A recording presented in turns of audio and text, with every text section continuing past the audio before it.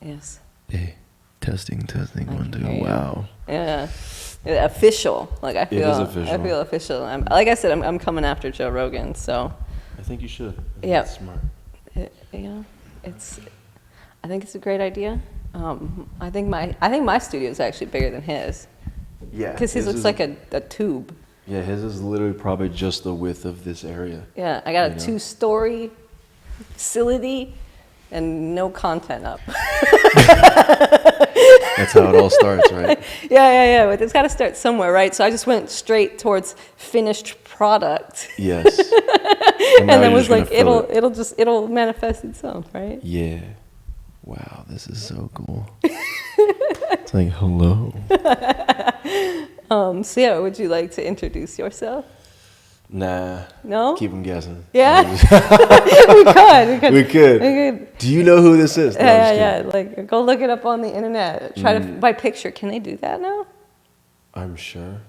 Yeah. I'm sure. But hi, I'm Devon Cajuste. Pleasure to meet you. Electronically. Is there anything you'd like to say off the bat about yourself? I always go with this little intro with people is I'm from Long Island, New York. I used to talk like this all the time with my hands, Italian stallion. And then came across the country to, California. I did one of those swap things because you guys are super like techie. And found out I'm not Italian at all. Really? Yeah. I was like, wow, awesome. So the accent was just because of being in New York. But yeah, my dad thought we were all Italian. He's like, we're French Italian. This is what it is. My mom's like, I'm a European mutt. And then did a swap thing, and I'm not Italian. I think it said like less than 1%. And I'm like, I must have had lasagna that day, and that's what gave me some percentage here. So you are what you eat, right? yeah. So but I found out I am 3% West Asian. What's West Asian? I don't even know. I was like, did I have Chinese food the week before? Like I don't know. But yeah, no. Italian stallion from Long Island, New York. Went to school in California. Played in the NFL for a couple years, and now I am like big into metaphysics, if you will. But just energy, just like vibing, whatever connection is, whatever your relationship is with people. Yeah, I just like to help people create the life that they want to experience, and whether it's stones, crystals, breathing, sounds, visualization, movement, silence, nature, or nothing. Oh, I like that. I like that. So what are you going to be doing at the event for us? I really feel like I'm just going to have people sit or just be there and be like, how do you feel right now? Like, have you been aware of your body? And just bring in body awareness, essentially. Yeah. And then just based on what I feel from them, I'll ask them if I have permission, and we'll declare an intention. And then I'll tone. And I'll just, like, do certain tones based on what I'm feeling. What's toning? Toning is where you make a specific sound or a note. Uh-huh. And that tone or that frequency has an energy attached to it, but it resonates somewhere within the body. And sometimes it's a very simple, basic note. Like toning could be ohming, right? Oh, okay. When people ohm, they're like, you're toning. But yeah. I'll use other letters or other sounds, and I'll use different pitches, or sometimes it'll sound like an MRI machine, but not as painful sounding. Yeah, other times it's like, it's a song. It's just whatever's supposed to come through, and like it'll help bring the person to an alignment of walking through that gateway that they set their intention for. And that's all it's about. It's just like realigning people to walk through the doors that they want to walk through, right? And yeah, I think it'll be pretty simple and pretty easy. And I've had 100% success rate with people feeling the things and that's something amazing. shifted. So that's nice. And if people want to come in there and be like, I'm going to resist you, that's a success rate because you achieved your intention, right? Yeah. So it's like, however, thankfully I haven't had that person. I can try for you. I dare you to try and align. Yeah, come on. Let's do the thing. Yeah. But yeah, just keeping it simple. Would you be able to do it for me right now, like on camera? We could. I don't know how long it'll go, but I could try like Yeah, let's do Yeah, the yeah, things. yeah, yeah. Sure. What do you so, mean? really simple. It's just sitting here. Yeah, it's not. And just bringing your awareness to the center of your chest. And you can gently close your eyes. Okay. And now bringing your awareness slightly to the left where your heart is. And can you feel it beating? Nope, I must be dead. Oh, dang. Well, that's amazing. And the rest can all be internal too. I didn't note that. You're telling me to be quiet? You're going to talk to me the whole time like, you don't actually have to answer any of these questions. This is all an internal observation, please. Okay. Yeah, no. That's Sorry. disclaimer. That's not me. Poor directions. So again, bring your awareness to your heart. And gently attuning to your heartbeat.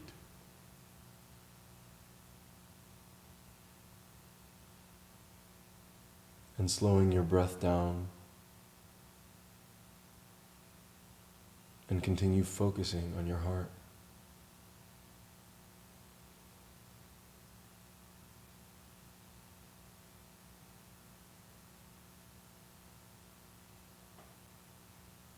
Finding its rhythm. Feeling that gentle pulse on your skin.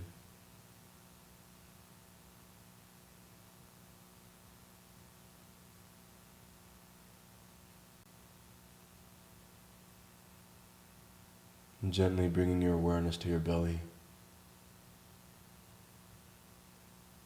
Can you feel your heart beating here?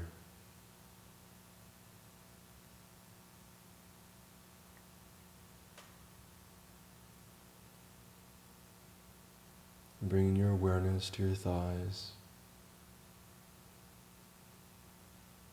Can you feel your rhythm?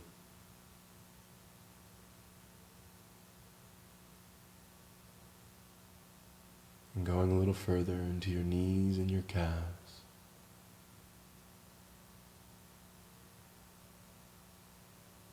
Can you feel your heart beating?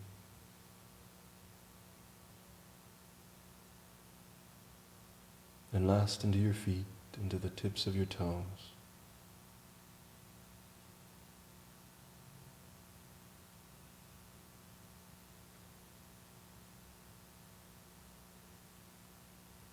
And gently bringing your awareness to your arms.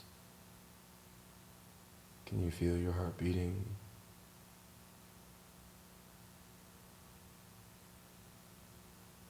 And into the palms of your hands and the tips of your fingers.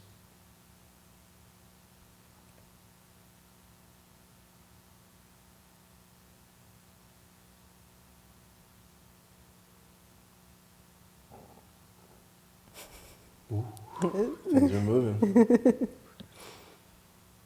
And bringing your awareness to the top of your head.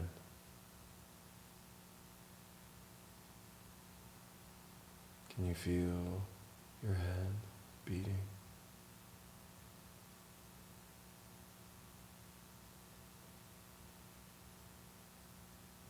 Can you feel the entirety of your body beating,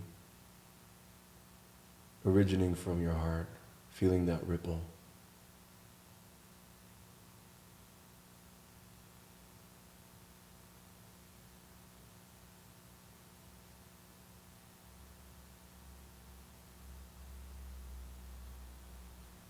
And now that you are heart-centered, what is an intention you may have? Do I speak this out loud? And this you can if you'd like, or you can keep it inside. And if you're keeping it inside, just let me know when you are finished. What is my intention? To be more centered and aligned and clear. That's my intention. Wonderful. So taking 3 deep breaths here, starting with the exhale. 3, 2, 1, out.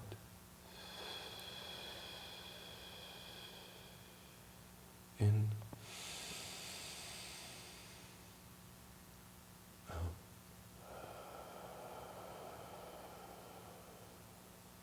In.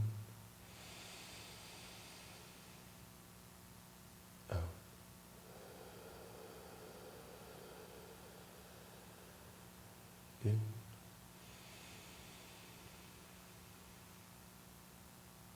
and out.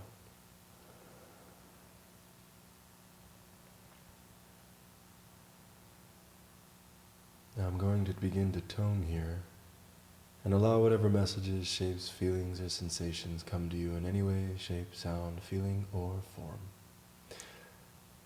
All you have to do is sit where you are and be mindful and heart-centered.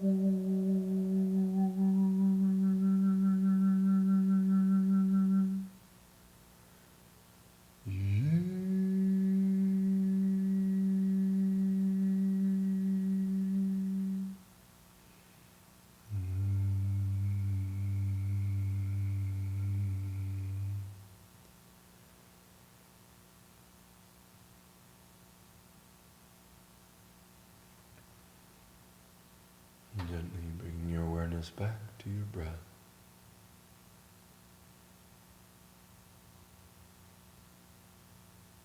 And back to your heart.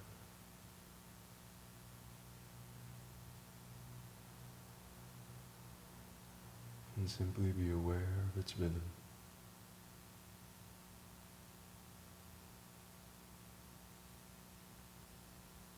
And taking this moment to give love and thanks to your journey or experience. And giving love and thanks to your breath and your heart.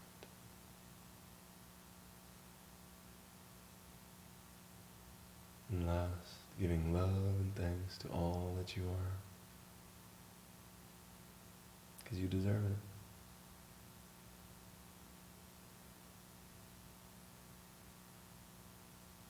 Taking 3 deep breaths, starting with the inhale in 3, 2, 1.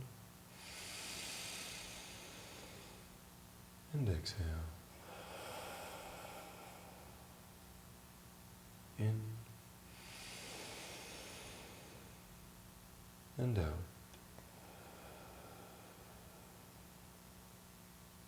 Up. And down.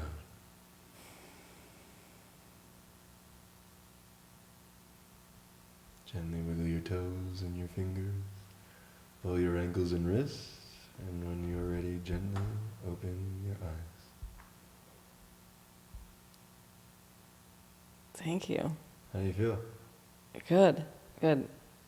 Definitely, actually clear. Yeah, wow. Let's go. Yeah, no, that was super cool. It reminded me of whales and a didgeridoo. Sick. Yeah. Never got that one before. Really? Yeah. Really? Wow. Yeah, that's all I was like, there's a didgeridoo and the whales. And I was like, that's what I hear. I almost laughed a couple times because it was just like, that's straight up a didgeridoo. Yeah. That's so cool. Wow. Yeah. That's such a compliment. I appreciate that. Yeah. No, thank you. That was nothing that I expected at all. Like that was very cool. Thank you. Thank you. Almost inhaled that. Almost. That was close. Yeah, it has cayenne in it too. I just learned so much about cayenne yesterday. And like the healing properties of cayenne. Like if you have ulcers, have like a 1/4 teaspoon of cayenne, and it'll actually will stop the ulcer. It'll shrink it up, which is really interesting. Yeah, it like thins the blood out. And if you did it like 3 times a day for a couple of days, it literally just seals it. Yes, it may feel like it's burning, but nothing's actually burning. That's the cool thing as well. And I just found that to be so interesting. So like if you have a headache or you like want an aspirin or something, or even people with a heart attack, give them cayenne pepper. It'll thin the blood out and stop ulcers. And I'm like, wow, thought that was really interesting. Who knew? Who knew? I didn't. I definitely didn't either. Yeah, no, it makes sense though, because I recently picked up smoking cigarettes for like a good minute, just because I like to throw myself into pools, and so like. I wanted a cigarette on the way over here, and I'm like, I haven't smoked in like a minute here. Wow, now it makes sense. So random. I hit like on Lexington. It was like, I want a cigarette. I was like, why? I was like, why? Here we go. Okay, cool. Yeah. That's you. Yeah. You're welcome. Thanks. Yay. Yeah, no, American Spirits, all organic. The light blue one. So mine are actually the gold ones. Because I did a dry fast, and I was like, oh yeah, I'm gonna smoke cigarettes while on the dry fast, just to just to fuck with myself. Just to see what would happen, and it was fine. I didn't get any headaches. I didn't feel any less. Like I didn't like. But then I started to notice that to escape the discomfort from the dry fast, I would then take the cigarette to avoid like sitting with that. And I was like, oh, that's really interesting. But like for me, it's like I like to test theories. And my theory was like, can I get heavily addicted to something and then like quit? And so we're gonna see. Don't you have enough experience in that? Yeah, no, I do. You just like the way I had cigarettes. Yeah, no, because I've been doing a lot and like I felt really open. I was like, oh, I need to be grounded. But then the dry fast came up, and then I was like, well, how about I just combine the two? You could do prayers with the smoke. Tobacco is like 1-800-SOURCE. Yeah. Well, that's when I smoke. It's not just like, oh yeah, I'm smoking. It's like it's just like calm and center myself. Like anytime I'm doing it, it's like I do it before meditation, or I do it like when I'm really trying to like get centered. Like before I was riding, I would like smoke a little bit and then like get centered. And it actually really helped with my riding because it really grounds you. Like when that hits you, like you can feel the gravity. Just like for me, I'm like, holy shit, I'm heavy. Like I'm like, oh. Yeah, 100%. So I've actually enjoyed that because tobacco I used to use quite a bit on a volcano a couple of years before my accident, and so then I was like, oh well, we'll see what goes on. I don't really like smoking it though, like because of the throat thing and the pain of the like throat, and then I'm like and I'm like, I can taste it. So I'm like, okay, great. Like it's great because I know like I'm gonna use that to be like, I don't really want to do this anymore. But it's definitely until you get used to it, and you're like, oh, it doesn't bother me that much anymore. No, I get coffee. I get like like at night when I'm sleeping, like it'll tickle, and then I'm just like in this coughing thing, and it's not ideal. But we'll see. I might have to eat my words, and then I'm addicted to cigarettes, and then we're all screwed.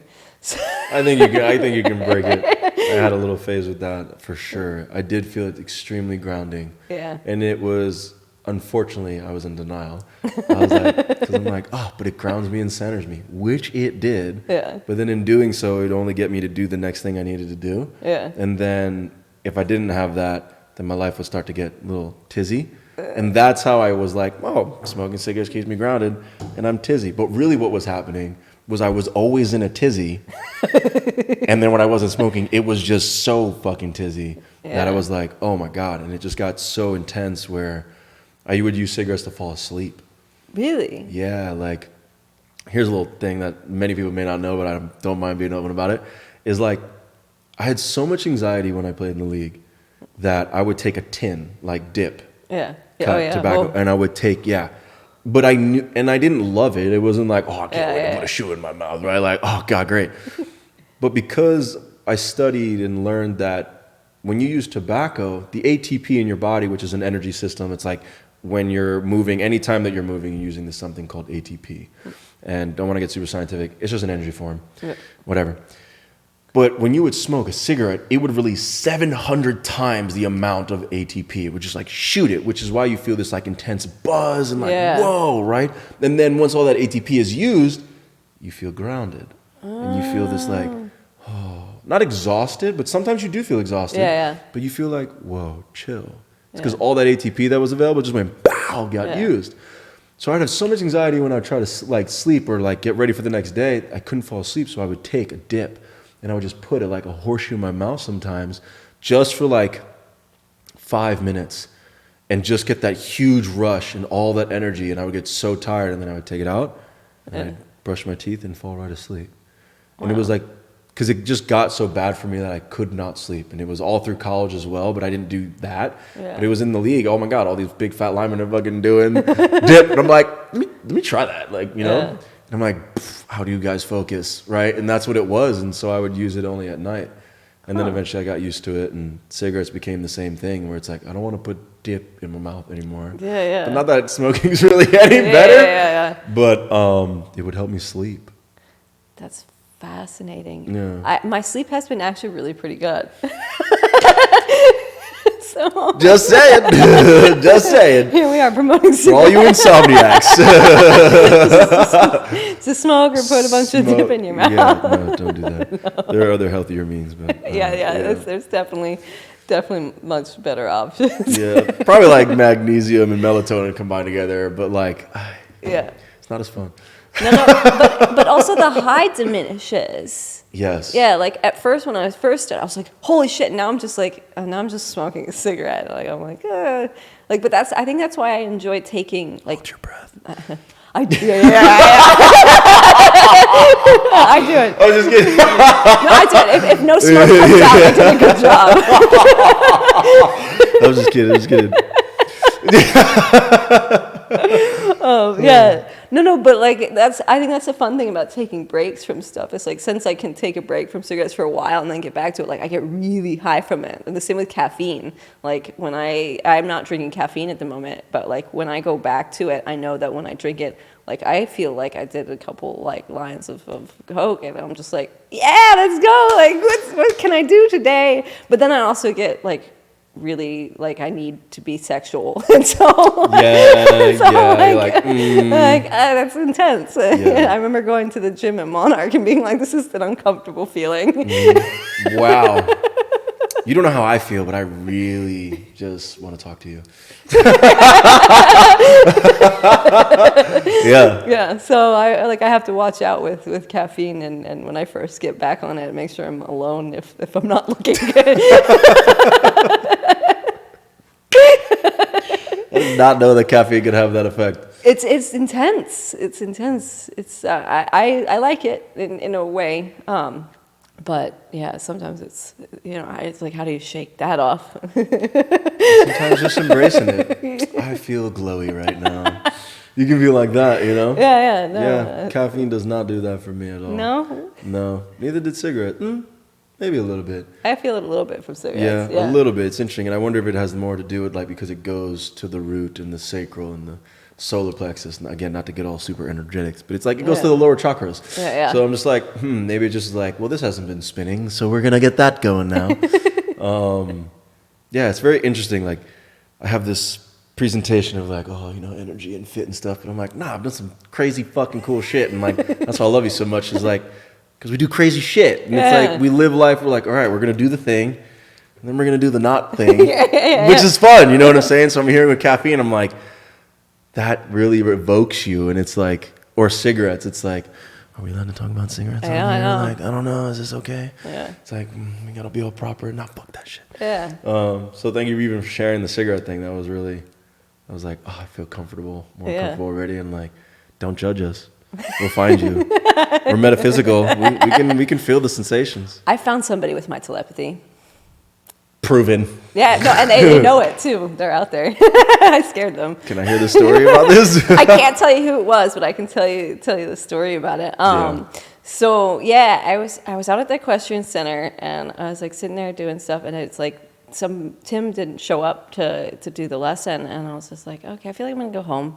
And I was like, as I'm driving home, I hear them telepathically, and they're like, come meet me at this place at this time. And I was like, haha, no, like that's gonna be weird. Like, not everybody's on board with this. And so, so like, wow.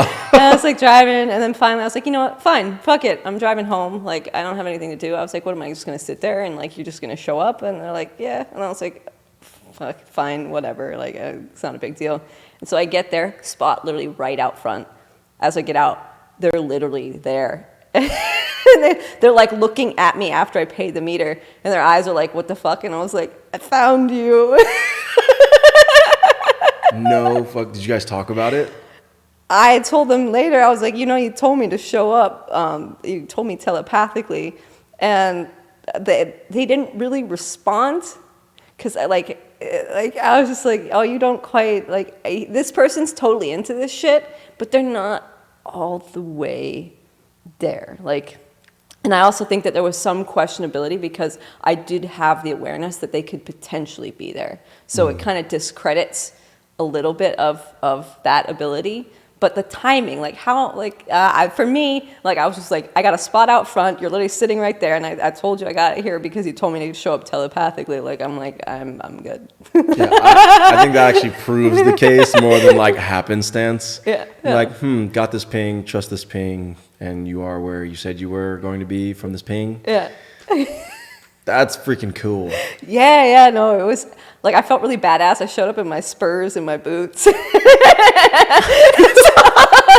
talking about Wild West. Yeah. It's like, hey. Hi. They told me they were into this shit. Guess not. I was like, oh, I kind of startled them, but, like, we're still friends. We'll just put it that way.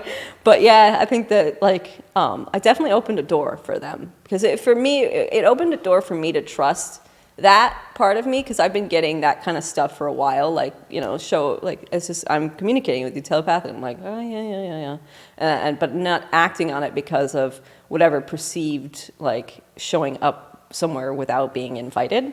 Physically invited. And so like for me I was like, well, what's the risk? Like I'm not gonna like do anything to like hurt this person. So like me showing up somewhere, I was like, okay, I'll fucking try it. I'm so happy I tried it. Yeah, it was just the fact that it was a busy day and there was literally the spot right out front. I was like, it's called good karma parking, I've heard. Good karma parking. Yeah. Yeah, so, the karma gods, the parking gods, excuse me. Yeah. I believe in that. Oh, I 100%. And it was like while I was driving there, it was like the universe was opening a portal for me to drive. That was like everybody was like moving out of my way. And like, I was just like, I was like, is this really happening? Like as I was driving, I felt like it was like a magic carpet ride there. And so it was definitely like one of those, I think, tests for me of like, can you trust yourself? Do you trust in your own abilities to see that you are communicating with people telepathically and to like know like it's a powerful thing, but know that it is something for you that is happening. Yes. It's all fun and it's real. Yeah. And like there's gonna be a point where you're gonna use it in other ways for sure. Yeah. I'm excited to see what that's gonna be though. Yeah. So I was just like, I remember after that I went for like a walk up the hill and I was like, I'm so cool. Yeah. It's your license plate. I'm God. That's fucking sick as shit.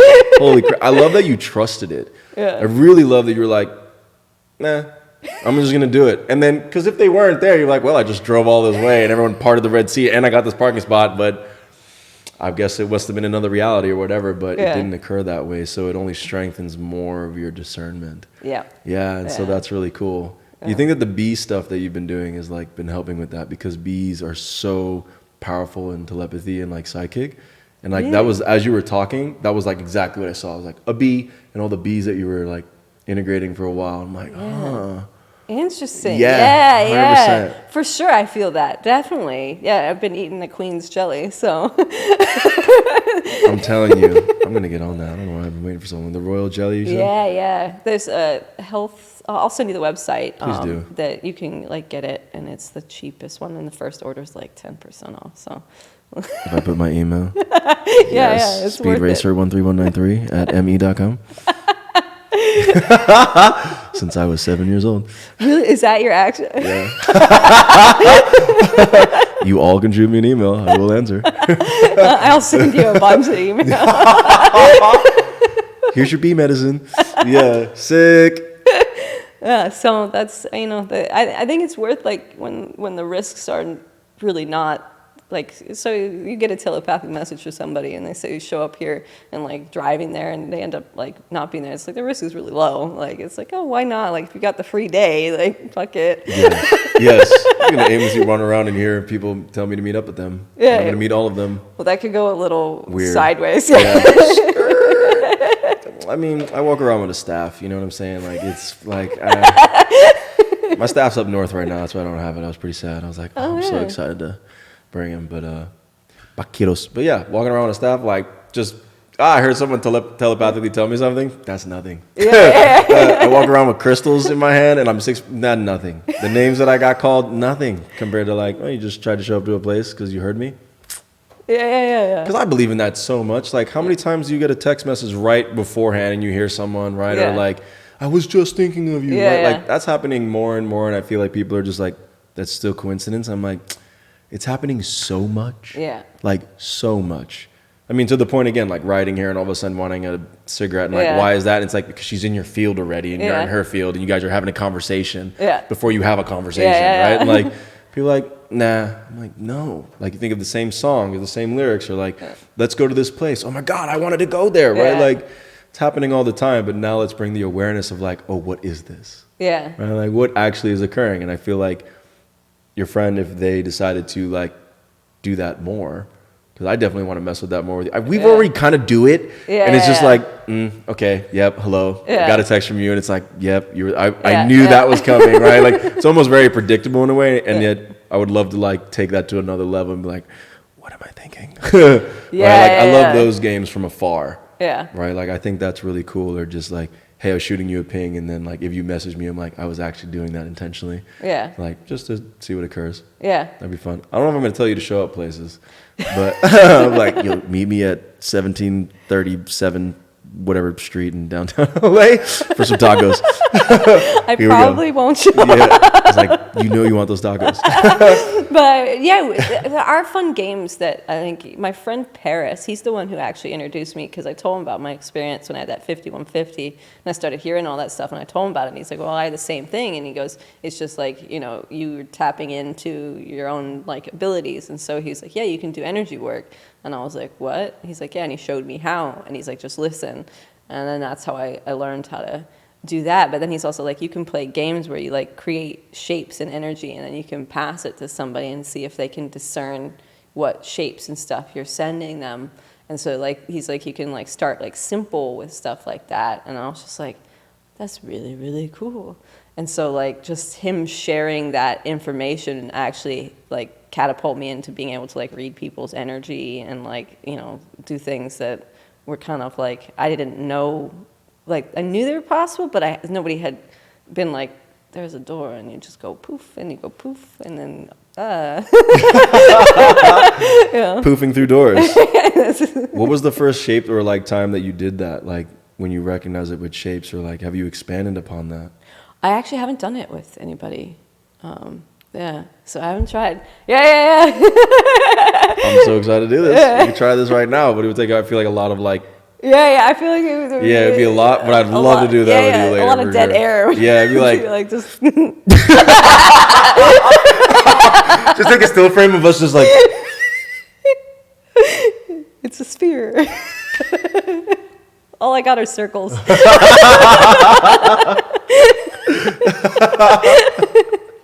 Just like time lapse it. Whatever. Yeah, it's sick. Wow, that's really neat. I did not know that exercise either. Like, I'm always looking forward to like new games. Usually it's like guess the number, like a number 1 through whatever, or like what is the color that I'm seeing, right? Or can you send someone a color? Or can you send them a word, right? Or like another game would be you both just like say a word, right? And you see how many tries it takes for you both to get to the same exact word. You want to try that one? Yeah, we could do that one. All right. So like on 3 and you just say the first word? Yeah, so it'd be like 1, 2, 3, and then we'll say it. Okay. And then if we don't get it, then basically you try to find the theme between the 2 words that were said. Yeah. So that you then go to another word. Yeah. Sometimes it's like, I'm just going to say the same word again. Sometimes people do that, but it's like, it's not as fun. So you asked me not to say the same word again. All right. But what about a variation of the same word? Like there and there and there? Or like, no, something that has like multiple names, like just like tits and boobs. As long as it comes out and we both say tits or we both say boobs. Okay. All right. But yeah, no, it's just again finding like what is going to be the same word. All right. So take a moment, think of a word, or not. Okay. I still have the same one. It's been the same one since we started before the conversation. All right, 3, 2, 1. Water. I heard cocks from you. I was like, I'm not gonna say dicks, but I definitely. Here we go. Okay, dicks and water. Okay.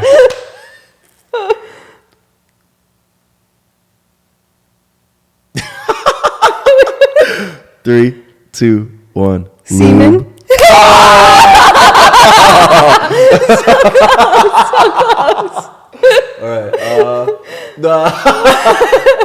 Okay, another word between those 2. 3, 2, 1. Come. Fuck. Close. There we go. Fucking come. Very great. We're here.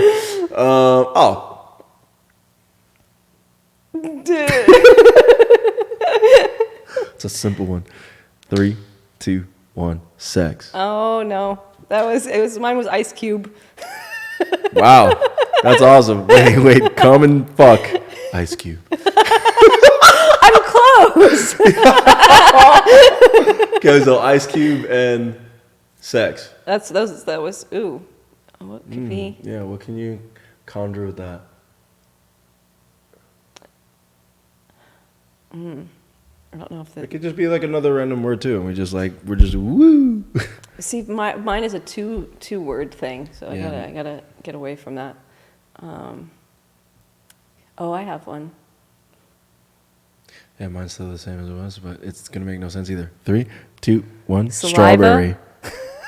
Mouth eating, right? Yeah, we're there. Okay. Saliva and strawberry. Okay.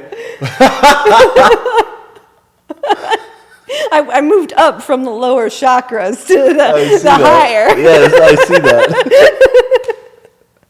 Saliva and strawberry. I got one. 3, 2, 1. Mouth. Fruit. Fuck. See, I was trying to get it where it was going. Here we go. We're still doing this. All right. Okay, mouth and fruit. I got it. Awesome. 3, 2, 1. Swallow. Eating. Damn it! So close.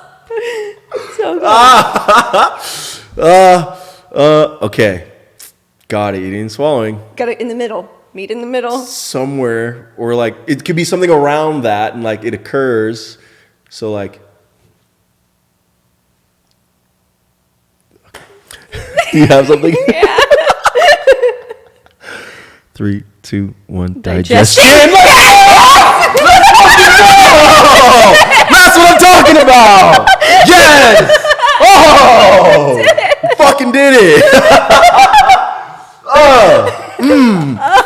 Yes, that's why I look like it. Wow, that was fun. Yeah. I've never done that. Yeah, it's like such a super simple game, and then Yeah. eventually you kind of just like let go. Like when you practice it more, you just let go, and eventually you can like almost get it on the first word. Holy shit. It's pretty cool. Yeah. But yeah, oh, that was sick. I was like, are we not going to get it? Yeah, I was like, wow, we're at 8 times. I feel like we're also trying so hard. We're like, what's the merger of that, and what's the merger of that, and what's the merger of that? Overthinking. Yeah. Classic. Yeah, I know. It is what it is. It is. Yes, we did it. I don't know how many times that was, but that was great. No, it's recorded. So. Churro. We ended on digestion. Yeah. Knowing me, I was like, why did digestion come up? I wonder why. You said you walked in raw. Yeah, and I was thinking of the process of emotions. Yeah. And I was like, okay, classic. So do you want to get into them? We can process my emotions. Yeah. Am I ready for my therapy session? Yeah, I can dive into your energy. Yeah, I had a feeling you'd do that. I'm like, oh man, she's gonna go here. So here we go. I'll only go wherever you take me. I won't go to any place that you don't want me to go with you. I won't go any place without permission. Nah, yeah, I hear you on that. Yeah, I'm not worried about that. I feel like again, I'm here in raw. Like we opened with cigarettes, so I'm like, and people are like, oh my god, he could smoke. I'm like, oh, live a little, bro. Like I'm not addicted to it, but like it's whatever. I've tried a bunch of shit. Like whatever. Here we go. That's true freedom, right? Because that's the reason I'm sort of dabbling in this stuff. Is can I throw myself in a bunch of pools and pull myself out? Because then that means I'm free. It means I'm free to do whatever and nothing has control over me. Right. So it's like, can I do like a whole pack of cigarettes and really fucking enjoy it and then go, okay, I'm done? Or can I like throw myself into a bunch of pizza and then be like, all right, okay, I'm done? Like, Is that what the last one was? Yeah, and then can I like throw myself into a bunch of caffeine and then say like, I'm done? Because then I know I can get out of it. And so that means like, if I ever want to go to it, it no longer has like a control. Yeah, and so that's true freedom. It's being able to have like all the options of all the drugs and all the foods and all the things, and then to be able to like do whatever I want. And that's to me that's what I'm intuiting that I'm kind of doing in a way, like because I can see me want to use it to avoid certain feelings, but then I can also see that it's like, well, no, I also want to enjoy my life. So like it's like. Yeah, I feel the things, but also if I don't want to feel something, I won't change how I feel. It's the same thing as like, trying to work on yourself and be like, oh, I don't like how this is feeling. What can I do to change myself? It's like, well, they look really similar. Yeah, I agree with that as well. And I think I wonder what's your community like? What's your environment like? Like, is it still very much in solitude, or you're around more people? I'm around more people. Yeah, I'm no longer in solitude. I should show you my calendar. It has acne. Yeah. That's awesome. So I've pulled myself out. So I'm curious, like, through your experience, and you don't have to dive into it either. Yeah. Like, and then obviously you can just continue to rip me open and just keep going to the layers. While you're experimenting with this, did you find it harder without community and in the solitude to like break something or move through an addiction or change a habit, versus now that you have community and feel just, whether the community is supporting you or not, it's just that you're around more people, that it's easier to break those addictions, or it's easier to break those habits? Well, I've noticed that I want to be completely honest about those things. So like with the cigarette thing, I like just straight up told Vic and Milo, I was like, yeah, I smoke cigarettes. And they both turned and looked at me, was like, excuse me? And it's more like that freedom to just do and say as I please. Did they help me? Like, in a way, being able to communicate. But no, like at the end of the day, I spend the time with me. They're not gonna, like, you're not gonna do this. Like, it's like, no. And then why are you telling me what to do? So it's interesting. I'd say it's been more fun than anything. Yeah. It's kind of like, because I enjoy flipping things on their head, and I like to be I like to be really honest. And so like I'm like, oh, can I be really honest about something that everybody has so much shame around? Because even I experience it when I'm smoking them. I'm like, why am I experiencing shame around doing something? Like I should be free to do it. And so the thing that they're offering me is that ability to communicate that and just say it, and to not experience that shame around something. So then that thing doesn't energetically have a power over me to make me feel less than by doing it. And so if you ask me, yes, in that respect. But like, I wouldn't say that I need help, with ending that, because that's my responsibility. Yeah, I wasn't saying it and thank you for sharing that. And that was a really good distinction to assist in clarifying. Is like, I didn't mean like, you can do it, you can get off of it. It was actually just that, your reflection point. Yeah. Like you were able to reflect off of friends, and just because you have community, maybe there's like an urge to just continue doing whatever you're doing with them and hang out with them, or like that there's more to doing outside of like the internal. Yeah. Right? And because the work that you're choosing with cigarettes is so internal. Yeah. How do I feel? Can I do this thing? Can I overcome this thing? Yeah. Right? And when you don't have people around you in an observation, that relationship with self, I think, intensifies. Yeah. Right? Yeah. And that's what I meant. And you essentially did answer it. You're like, like it's to feel no shame, to feel no guilt, and then just be raw. Tell them as it is. And like whatever their action is, response is, that is for them. And then I release myself from feeling anything other than the joy, the release, or that I want to be here and like do that thing. Yeah. So thank you. I'm seeing the importance of community more and more, and like diving into being raw. It's like I've been in so much solitude, and then it's like now it's been like teetering. Is it solitude or is it isolation? It's like I don't know. But I'll let you read me first. I won't give you anything. I was like, wait, cheating. I know. I've had a number of people go, well, you got that information. I was like, shit. I was like, I should have said them. I don't want to hear that. She's done this to me a handful of times, and it's been on point. So don't even try that. I don't want to hear none of that from you. Whatever she says, I'm gonna tell you if it or no. Watch it be completely off. I'm like, actually, that's a different person. That actually sounds like this other guy that I know. Or this shit. Sorry. I see you processing a lot of stuff. Your mom is coming up, the family, and different interpersonal relationships. I see like avoidant patterns, but you are trying to process. But as I get that, it's like that's a great sound.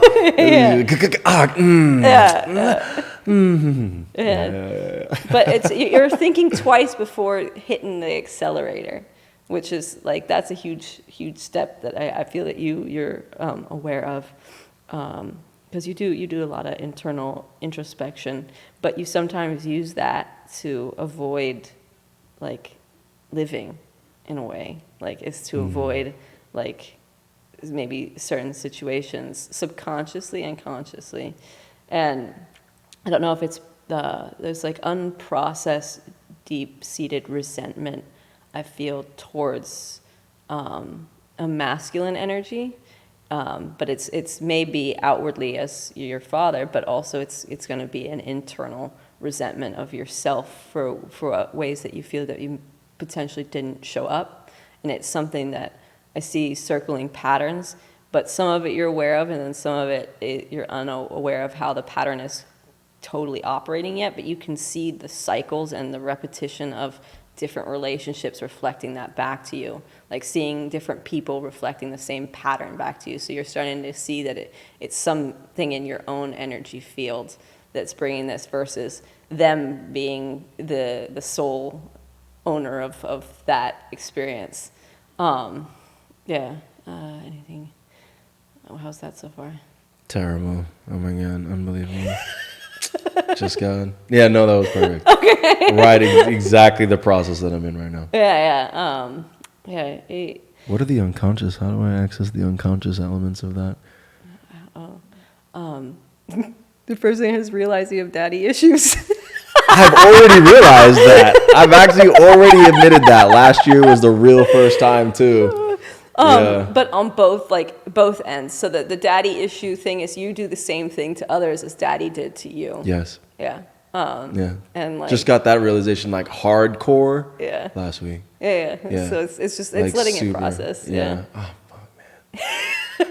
Because I've said it before, but it was like the knowing versus the application and the integrating. Yeah. And now it's been like, oh.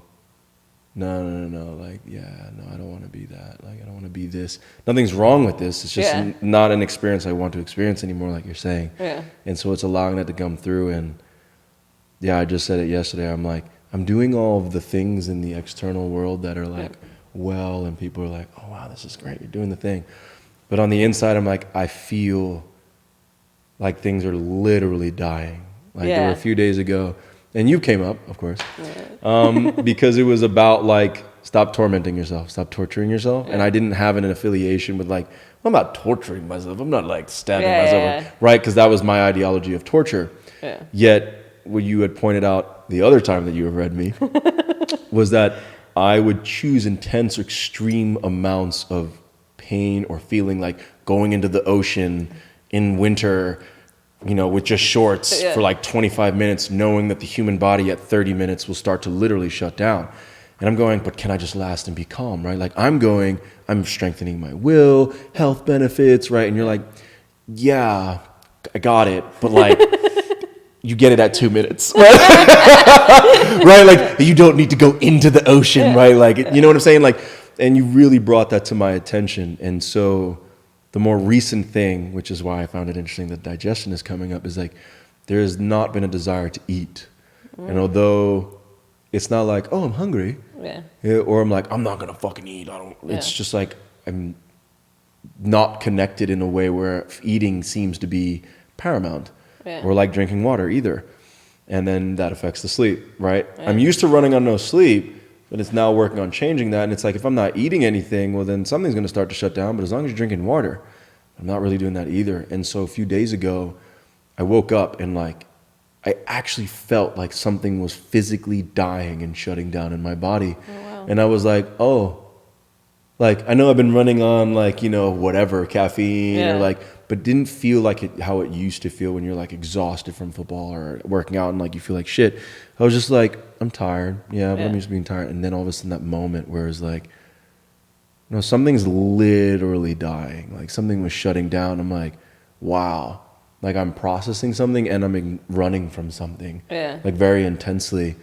And it was almost like feeling it was being ripped off of the walls of my ribs. It was very interesting. And then I was like, okay, I'm just going to go eat something. Like that simple. And then the following 2 days, like, I had a beautiful Mother's Day. My mom fed me, and she noticed immediately after she fed me in water. She's like, wow, you have so much more energy in you. And I was like, you're not wrong. Damn.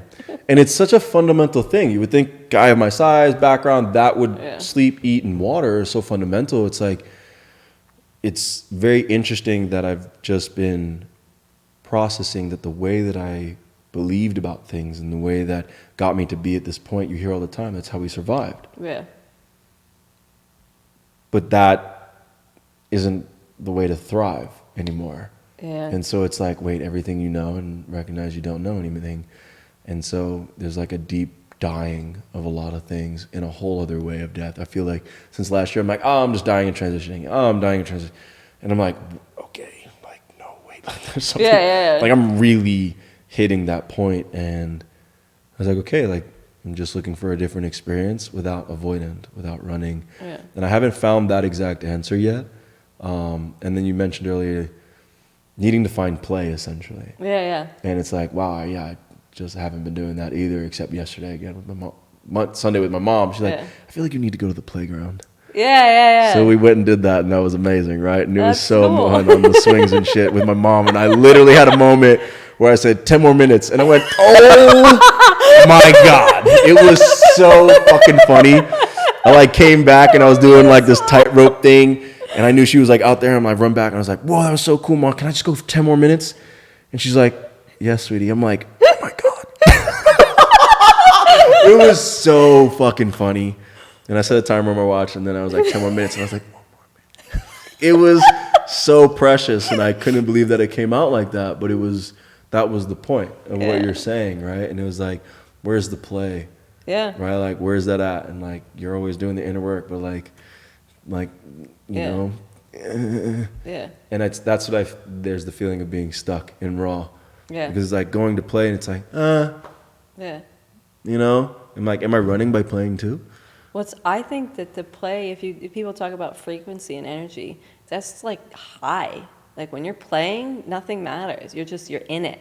Like it's, to me, that is like, if you want to get where where people are trying to go by doing the work, like that, to me, I'm like, oh, like that's it. But it's, we forget what was once play is now work.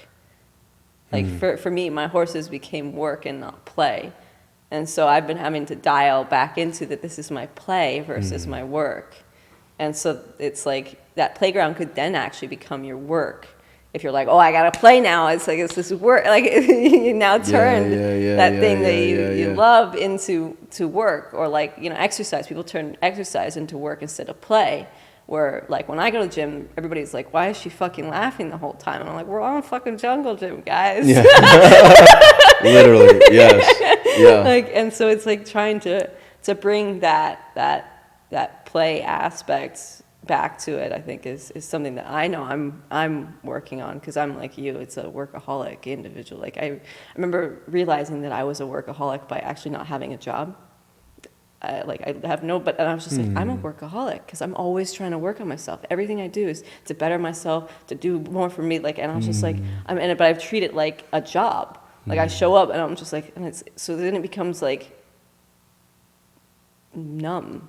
And it's just like, I'm going through the motions, and then it's just no play. And I can sit there and laugh through it because it's painful. And so I'm laughing through it because it's painful. Yes, I resonate with that. Oh, shit, yeah. Are you suffering right now? Good. You're growing. Fucking twisted. Right, I get it, but I hear you on that. Yeah. It's like, being in the gym, people would probably say I'm the polar opposite expression of you, but I experience the same thing as you when we train. Yeah. Right? Like you see me where it's like I'm just so intense looking to other people, but to me, I'm like, oh, I'm fucking moving this way. Like, let's flip that shit. Or like, all right, you gotta go like 5 more meters. I know you don't want to do this shit. Let's go. Like it's this whole beautiful banter. Like, but I love feeling the energy. Like I'm so aware of how energy is moving in a room. Like, that's playful to me. However, I hear you on that where it's being a workaholic. Yeah, that was like a perfect. I've never heard it in that way. Like, oh, I'm always working on myself. Yeah. I'm like, yeah, and then it becomes a chore. Yeah. Or like working, and you're like, I don't want to work on myself right now. Like, I'm done. And then when you stop doing it, then you learn so much, and you're like, this is the point where you were trying to get to by working on it. Yeah. No, damn. Hey. So how have you been playing? Today, I don't know. This is kind of like my play. Like I actually look forward to having conversations in this. I have to reframe my mind though, because I'll initially want to go to, oh God, I gotta do this thing. We're like, oh no, like we're doing this thing, and it's like I'm happy to do it. And like the same thing with the horses. Like a couple of the horses I take care of are not mine, But then I remember like, oh no, like I want to do something good for somebody. So like I made sure to like stop at my neighbor's house to take her horse out. And like it perfectly, I had just enough time to get to everything, like the bank, the horses, the this, the that, and to be comfortable in it with very little on each side. But it's because I didn't get overwhelmed, I didn't get exasperated. I was just like, what do I want to do? Like, where am I going? And then I was like, oh, I feel good. Like, I got all of it done. Like, I'm like, here, you're here. And then you showed up early. And I was like, well, but I'm ready. Like, you know, so it's like I'm learning how to not be, one, in a rush, but also efficient, because I'm trying to put a lot together. So it's like, you know, people will talk about being busy. And I'm like, but I don't want to have that, like, busy mentality. Like, I want to be getting stuff done because I want to do something really epic with this launch. But I also want to, like, make content, and I want to also take care of the horses and myself. And like, and I'm using actually this stuff to create better habits and patterns with eating and with any, like, even, you know, the cigarettes, like, not like, I was like, what are you going to do? You're going to take them with you and then you're going to be thinking about those fucking things? And I was like, oh yeah, we're going to leave them here. And so like, it's just like seeing like little things where I can be better because I know what the smarter option is. And I was just like, oh, and like I nailed each one today, and I was like, yay. You know, so now it's more like play instead of like work, where it's like, because I realized the reward of the feeling after doing the good thing for myself. So then it becomes more of like an excited, like happy experience. And because I've taken on a lot, and I kind of want to mess with the status quo a little bit. Can I take on a ton and still be like totally happy and good amount of energy throughout the whole thing, like keep it level? Like, and I feel like with the rower, I learned that I have endurance as more of like a natural innate ability that I can summon more easily than others. And so I'm like, okay, I have that skill in me to go through high intensity but keep it serene. I was like, can I turn this into like a fun game for myself of like, can I endure and not be at the end like, oh my God, I'm so drained. Like everybody, they're always just like, I had a full day. And it's like I don't want to be, like at the end of the day, I want to be like, do you want to go for a walk up the hill?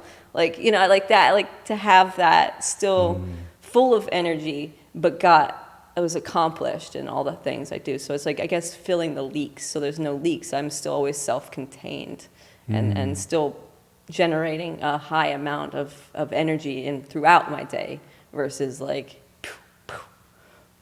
so yeah, I think that's what I'm working on at the moment.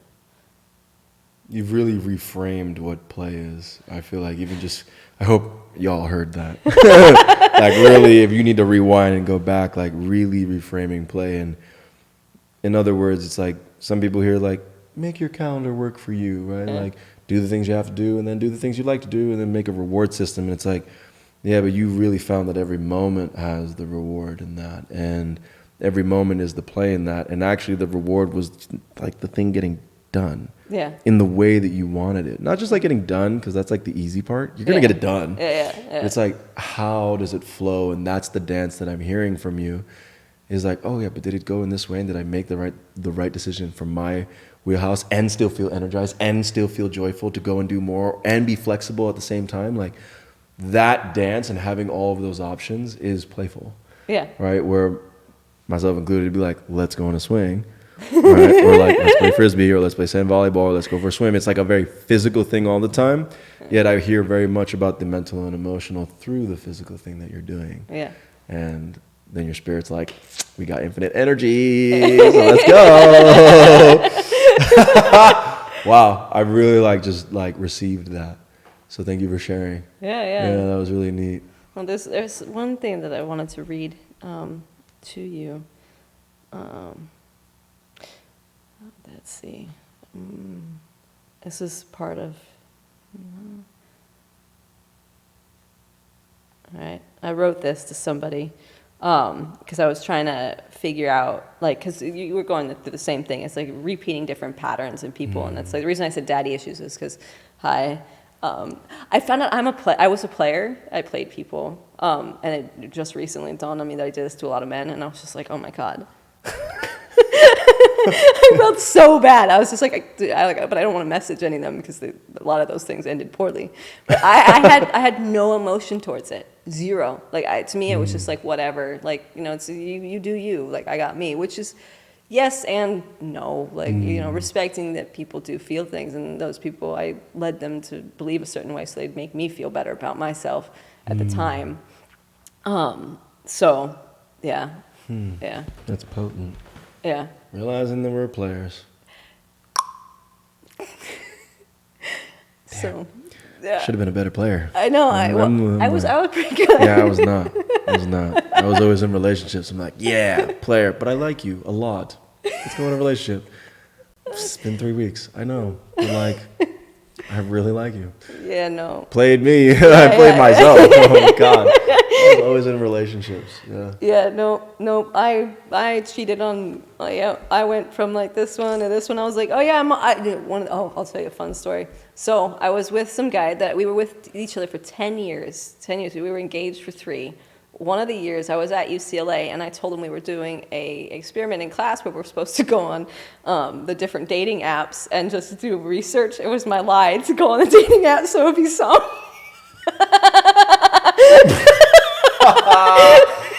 Wow, that's really fucking good.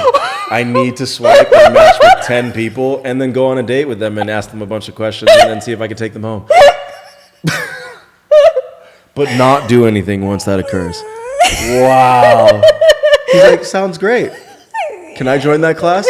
It's only open this semester. You're a little late for the sign up. Damn. Yeah. Wow. Holy shit. 10 years, 3 engaged. Need to go on dating apps. He cheated on me first. And that makes it okay. Holy shit. Yeah, I was bad. That's just one. Yeah. I don't know that. That's So pretty good, though. And convinced him. yeah, he believed it. I was able to do it right in front of him in plain sight too.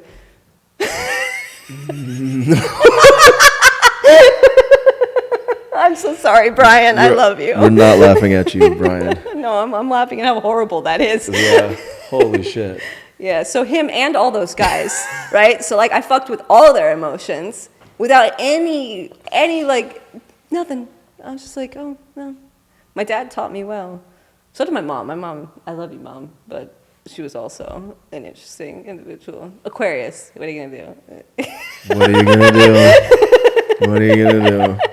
My dad's a Cancer, so. Oh. Yeah, it makes more sense now that I'm older. Yeah. When I'm younger, I didn't get it. I did not. I'm like, what do you mean? You're a stoic, but not at all. No. Yeah, wait, You're like okay. little soft, little squishies. Yeah, you're gonna go into your room in your shell. You're like, and then they you're gonna hurt me. fucking explode. Got your fucking neck, boy. I'm just poking my eyes out and shit. But I love you. Yeah, damn. Wait, your mom's an Aquarius. What's your dad? Aries. The god of war. With an Aquarius? Oh, God. I had that once. It was beautiful, though. And then it became more like I became the warlock. They did not. It was interesting. I took on the characteristics of the warlock. Interesting. Yeah. And I'm the one that fucked that whole thing up. So I was like, damn, Aquarius and Aries. Yeah. The ballet. What are you again? Gemini. Gem. Oh, perfect. Yeah. So I got the Aries moon though. So. This makes a lot of sense. Yeah. Oh shit. I've known like more people with Aries moons recently. Huh. Yeah. Interesting. Very interesting. One of my cousins is an Aries moon. Yeah. That's, me and Tupac. He's also a Gemini Aries moon, so we have much in common. Did you see that documentary by him? Dear Mama? No. People have told me I have yet. No, I don't watch. I don't watch TV. Yeah, I don't either. Yeah, So. so it's like when my friend had some stuff on, I was like, oh, okay, Tupac. Yeah. It is good? really good. I've only seen the first episode. I'm like, whoa, like I didn't know this side of him in the terms of the awareness that he had. Oh wow. Like it's really like his spiritual mind. Oh wow. And how aware he is, and like, yeah, then the realness of like, what was it like having parents of the Black Panther, right? Like I didn't know that either. Oh wow. Like it's really well done. Like, actually, guys, like, go check that out. Like, and everyone's like, yo, Tupac in, like, West Side. He was born in New York, Harlem. So he's actually an East Coaster, which I didn't know either. Which really mind-fucked me. Yeah, You're like, what? wait, what? Everyone's just like, he's not from the West Coast. Like, nope. New York, baby. Yes. Exactly. Flipping stuff on its head there. For real. Yeah. So, a beautiful documentary, though. I was like, that first episode, and like, all right, I'm going to go back to Hulu and get it. But I was like, stay away. Yeah. It's just to hear him speak at 17 years old, the things that he was aware of, like, they have real footage of that and everything, and it's just like, wow, man. It made sense why you died early, like, because all those great ones die early when they get that woke, you know what I'm saying? Like, Lauryn Hill is like another one of them. And I'm just thinking, I'm like, their awareness, like 2 generations, 3 generations, 4 generations ahead of their time, you know what I'm saying? Maybe 5 or 6. And it's like, you learn that about Tupac. And then you can see how he, like, changed because his heart was so gentle and so kind, and then it got broken, and then he's like, fuck that shit, since someone will like me for me, and I'm gonna become them. And I resonated with that, and I'm like, fuck, now that's not working for me either, you know. I'm getting older. I'm like, anyway, digress. Continue to read. Sorry, there we go. No, I was actually just looking down because somebody texted me, but it's 2. I got 2 texts from Tim's. Oh, there's a magician coming to the event. Just right. I love magic. I had to. So That's somebody pretty brought cool. him to me, and I was just like, I don't need to see it. You just need to come. That's pretty cool. Hell He works at Magic Castle. That's exactly what I just saw. Yeah, he works. Let's there. go. 100%. I'm like, Magic Castle? Yeah. Like, whatever. Yes, that's so fucking cool. Awesome. So I just got texted by a magician. Hey. Because magic's in the air. All right, so I wrote this around just after the lunar eclipse, and I wrote this lunar eclipse energy is fun. Why do we enter into romantic partnerships, boyfriend, girlfriends, closed relationships with people that are emotionally weaker than we are? And I wrote it's because we know we will win and we'll have the upper hand and more easy to manipulate and control. This keeps us feeling safe. I believe our subconscious mind generates thoughts and energies which manifest our reality that appear to be protecting us from feeling pain. Like looking at what I wrote, it's, the reason you want to win is because you don't want to feel the pain of losing, right? So you pick somebody that's easy to emotionally manipulate. Like for me, that's the reason I would pick people that I felt were like weaker in that sense, where I could lie to them directly to their face. And it's not that they're weaker, it's just they trust and they're loving and they want to believe me. But I took advantage of that because I had the perception of what was going on. So I was like, oh, I can make them do whatever I want. So I don't avoid, why am I doing this? Like, why do I not feel comfortable in this relationship? Why am I not asking this person, like, why am I not happy to be in relationship to you, that I'm now coming up with ways to maintain the relationship, but to avoid the uncomfortable conversation of like, what's going on between you and me, that this isn't happy anymore. So yeah, protecting us from feeling the pain, discomfort, and uncomfortable feelings and memories that would ensue if we were to have to turn and face the truth about ourselves. I avoided a lot of romantic relationships with people that would meet me halfway for this and other reasons, that wouldn't meet me halfway for this and other reasons. I feel it was because partially I would have to be honest with them and myself, and at the time I was not ready, so I hid in plain sight. People who are our equals will meet us halfway, challenge us to grow. They don't cower or run when shit gets hard for us. They support us. They stand strong with us because they believe in us and in the connection. This can be scary because it requires us to do our part, to grow and to face the uglies, to end the parts of ourselves that no longer serve us. We cannot hide in these types of connections. They inspire us to be the most authentic versions of who we are, who we truly are in our hearts. Unconditional love. All endings are new beginnings in disguise. And then I wrote monogamy. When monogamy is put into place as a form of control, it is because there is a feeling of insecurity in oneself and in the connection. When there is this freedom and allowance to be, the connection just naturally happens. Like emperor penguins don't hold their partner to some made-up belief system because the penguin is insecure, the female won't return, or vice versa. Egos don't tell their partner, hey, you're mine now for life or else. It just naturally is the way of things. I believe when you try to control people with systems or beliefs, their natural free will chooses to become defiant of these things as an authentic form of self-expression.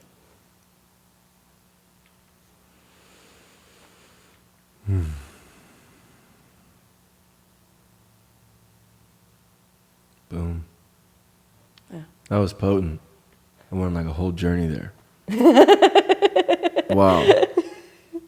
Yeah. That was really well said. Thank you. And it's raw. Yeah. Yeah, it's raw. Huh. Damn.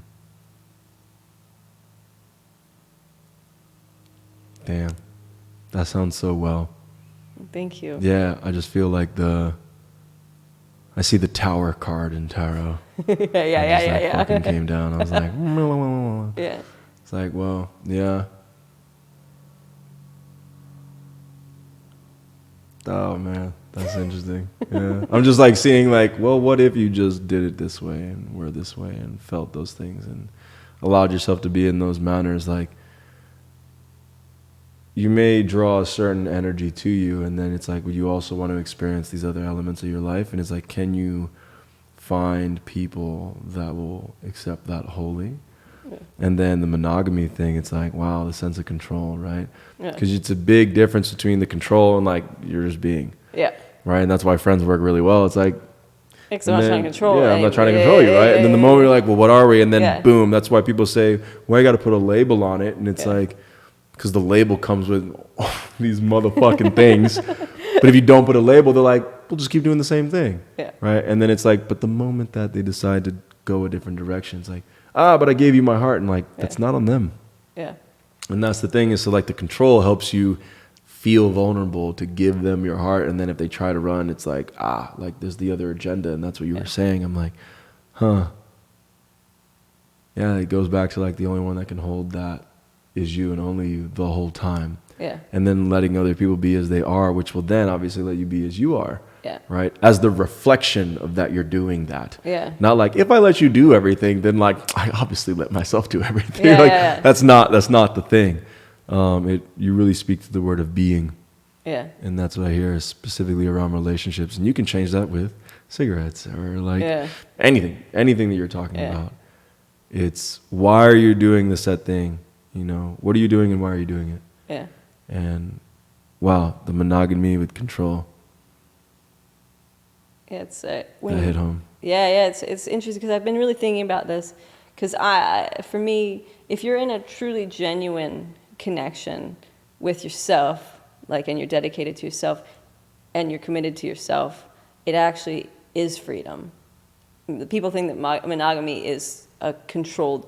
It depends on the people entering it to energetically, right? Because it could also mean that I'm committed to myself and I'm committed to you and I'm committed to growing in this, that actually will then just be more freedom. Because when you're committed to yourself and committed to the connection, you're just going to be more and more free. Because the more I'm committed to myself and showing up for myself and working on myself, the more free I am. Mm-hmm. It's just, what are you using the label for? Are you trying to lock this person down because you're afraid they're going to run away from you or this or that? Like, that's when those labels can be used in an interesting way. And so, like, looking at that, I was like, oh, that makes sense. It's like it's the person wielding the label is really, like, what's their intention behind it? It's like, are we, like, for me, like, I know now that I'm committed to a relationship and I don't see myself wanting, like, multiple relationships. Like, it's just not,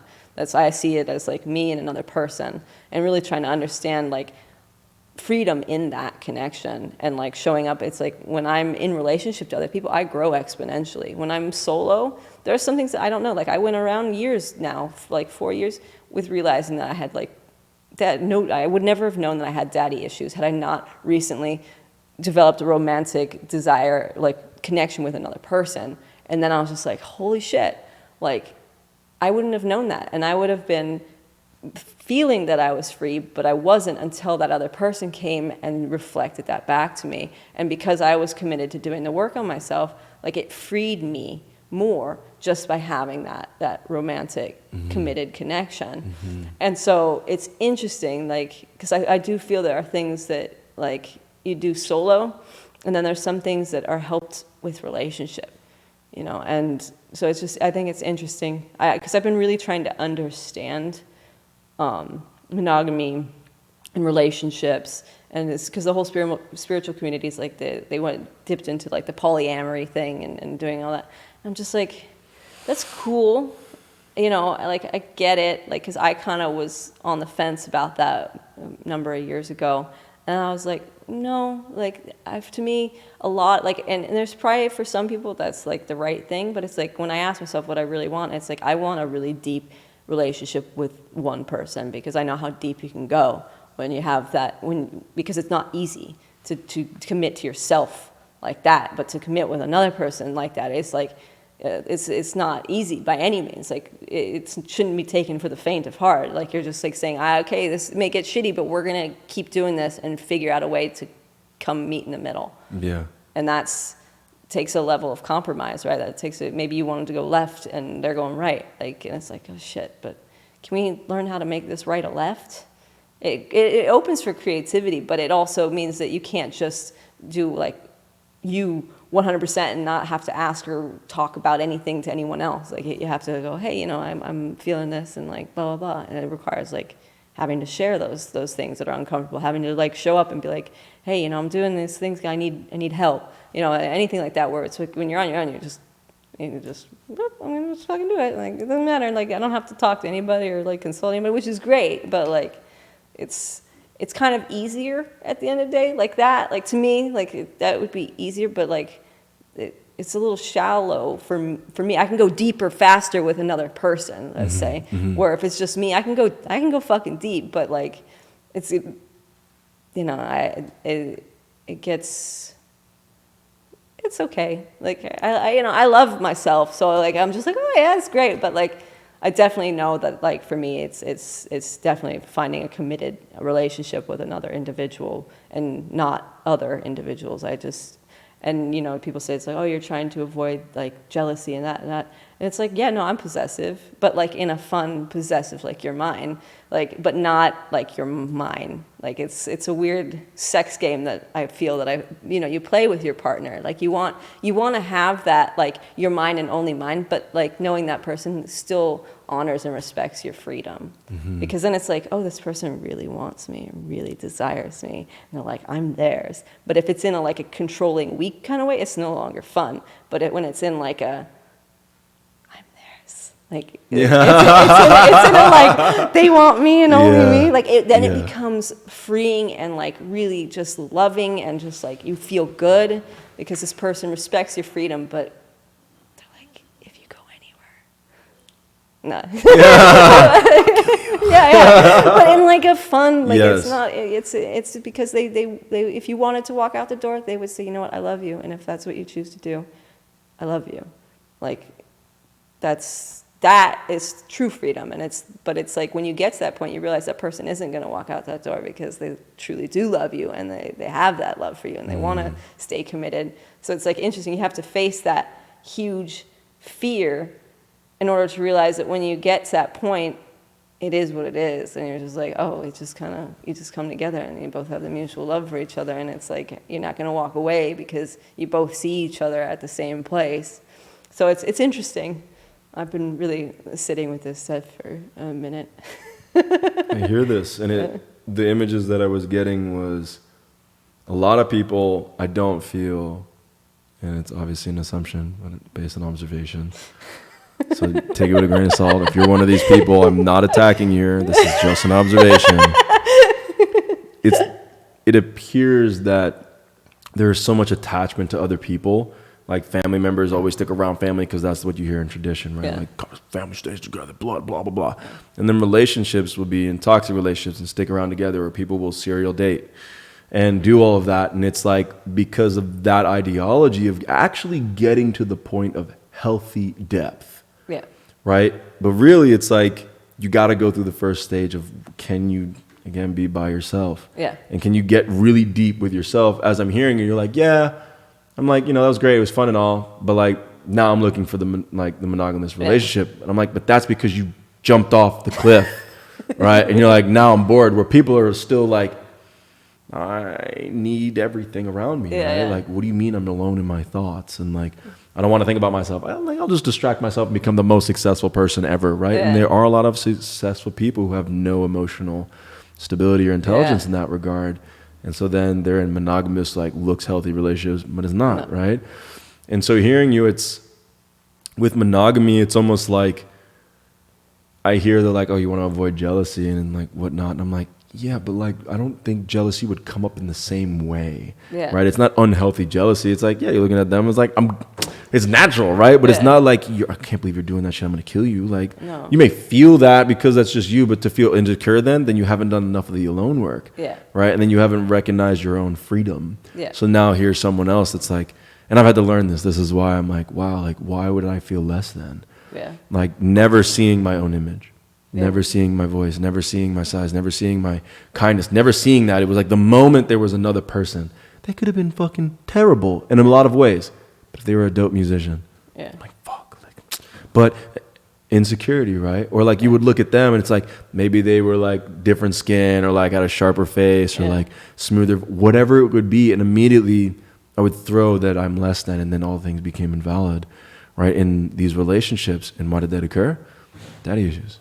Right? Like, my dad is the king of doing that. And so I'm hearing you, I'm like, that's where I feel like I'm in this intense phase. And it's like, I've been alone for a year, but I still really haven't. I just then decided to take really good care of someone, which is like a different type of relationship. You're like, okay, cool. It's not this type of relationship that's personal another way. It's like just more of a relationship in terms of family, which is like, but still someone's always around. Right. And that's the thing, is like, so now being alone, it's like, all the things that are like, yo, we've been rotting in here. You've been trying to kill us and weed us out for years. And like you said, you know it. And so now it's getting to this point of like, not torturing and not having to do all the introspection, right? Like finding the play. And then I feel like I can go back to going into a relationship, because what I feel I really want to do is, because I was not an NFL guy that was like going to the clubs every night and fuck, all these people. I'm like, yeah, what the fuck? Like, count as high. It's not, know, and it's like, because I'm going to be the good boy, right? Which only led to my suffering, right? And that's because of my household. And it's like, now that I'm on the other end of that spectrum, I'm like, fuck it. I'm going to just go fucking do whatever. But the way that I think about energy is like, every time you exchange in that manner, like, whether you believe it or not, you exchange in that fucking manner. And like, you will take on some of their karma and they will take on yours. And like, I've signed up with some people where my life did just go boom. And I was like, oh, oops, fuck. Maybe someone else. Haha, no. 2 people, 2 years. My life just went boom, boom. Wow. Taking on karma. Taking on, like, one of the people literally would be like, I hate myself. And I was like, man, I've been intimate with you for like 8 months and we're dating and everything like that. And I'm like, nah, I got this. I can heal her. I can help her. I can fix her. And like, nope. And and then I went to the next person that did it in another way. And I was like, and they were my dad. Same birthday, same. It was ridiculous. 13 years apart. They both love the number 13. Like, they're born 13. Like, it was like, oh shit, I'm dating my dad in the female form. Right? And like, and that was my view. Not that this person is that way all the time, but from my perspective, that's why I was learning that lesson. And they both also from Queens, from New York. Like, it was like, I'm like, did you guys grow up in the same block? Like, I don't even know, dog. Just like similar way of hustling and grinding and being and taking on that karma too. And it was like, oh shit, like I wasn't responsible. And now imagine if I was just like bouncing around with all the people that are just feeling what they're feeling. And when a man doesn't have purpose, they go to pleasure. They replace the P. They're like, you know what I'm saying? Like, with their penis. They're not thinking.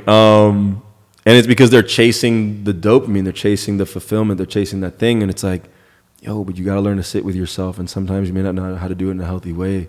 Ask for help. It's not like solitude means like, you can't ask for help, but you must do it, right? Like it's not. And so I'm hearing you and I'm going, oh, wow. Like, yeah, like that's what everyone's like thinking that they're doing by being with somebody. It's like, but you're actually avoiding the solitude and what you can heal from that with help.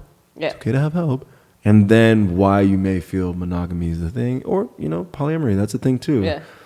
Through my observation though, you find different people with different aspects that you either like about yourself or you don't. And to find that all in one would be the resonance that you love all of yourself as one. That's just something that I've studied with people in polyamory. Like they're like, yeah, it's free, humans are going to move this, we're all just going to fuck each other, and it's going to be amazing, and like unconditional love. And I'm like, but is it whole people having sex with whole people? It doesn't feel like that. It feels like people are escaping. And like, well, I have this one when I want jokes, and this one when I want sex, and this one when I want to go on hikes, and this one when I want to go on dates. Like, feels like the player changed the game. Right. Oh, this is my dad. Oh, you get to meet him. I get to meet the dad for the first time. Oh, this isn't my dad.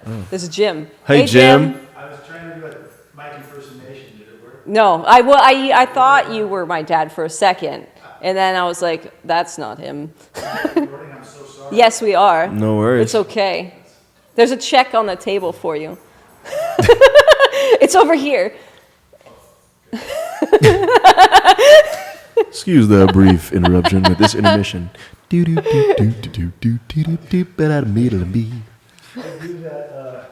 I think I'm pretty good at doing a mic impersonation, but I don't think it worked there. No. No worries. You sit there, and then he goes like, is that okay? All right, I'm going. All right. Laters. Yes, that's Jim. Hey, Jim. Oh, no, but one of the things that came to me is when your word means something to yourself and you find somebody whose word means something to them, they'll keep it. Yes? You got the wrong one. Take two. 1, 2. Testing. I do like the sound of like being right here. No, I do. Yeah, like I hit, like hello. the tonality. Hello. Hi. Did you? CD 101.9. It's down there. We should narrate. Jim is walking down the stairs. Jim is walking down the stairs. And suddenly, he is surprised by a check on the table. His eyes glisten, and his heart gets warm as he knows what is inside. And gently, his steps are softer and lighter as he raises up those stairwells.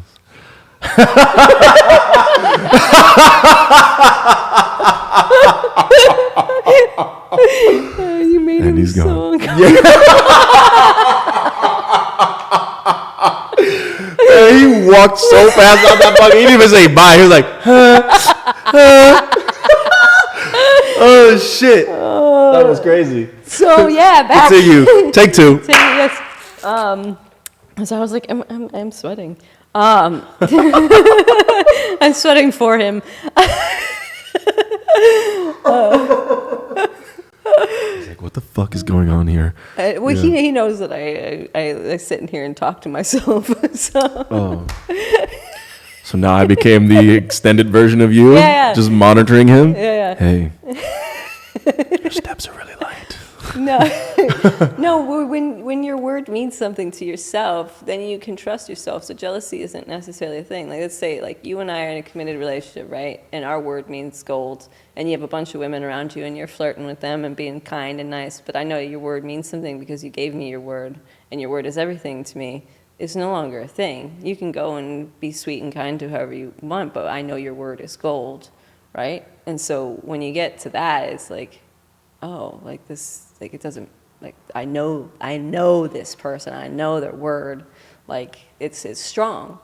And so like that to me, like that's why working on my word and like, you know, I think going through the cigarettes or going through different things, it's like, can you keep your word to yourself and so that you can get yourself out of this? Like, because then it means something. It's like, do I show up on time? Do I make appointments and am I there? Like all that kind of stuff to me is a part of developing that word relationship with yourself. It's like committed to my word. So my word is gold. So that when I do find that person that I want to share my words with, like they all know and they'll know like my word is everything and you got nothing to worry about because like I'm committed to what I say I'm committed to.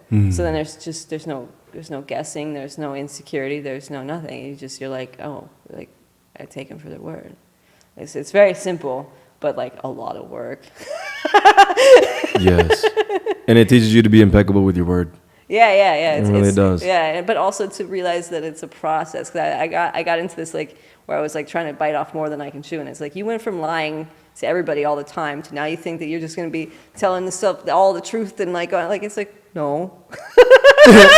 No, like you're gonna make mistakes and it's not gonna just come out clean. Maybe it's for somebody, not for me. And it's been a series of like hiccups, but like looking at the patterns, it's like how deep is the dip? Am I still going up? And it's like, oh, the dip was shorter this time and it was shorter that time. I was like, oh, okay, like I'm moving, like we're good. But yeah, that's more what like for me looking at that, like I think that's the thing that keeps people away from doing it is because it does require like a level of commitment to yourself and things like that. And that we're the first ones that we will sacrifice in that sense. We'll show up for others, but when we tell ourselves, oh, I'm gonna go do this for me, we don't, because it's easier to not show up for yourself. Just like with the horses, like I literally came with this today. Like it was like, oh, I could not show up for Cabby, and that's something for me. It was the easiest thing to cut because it's for me.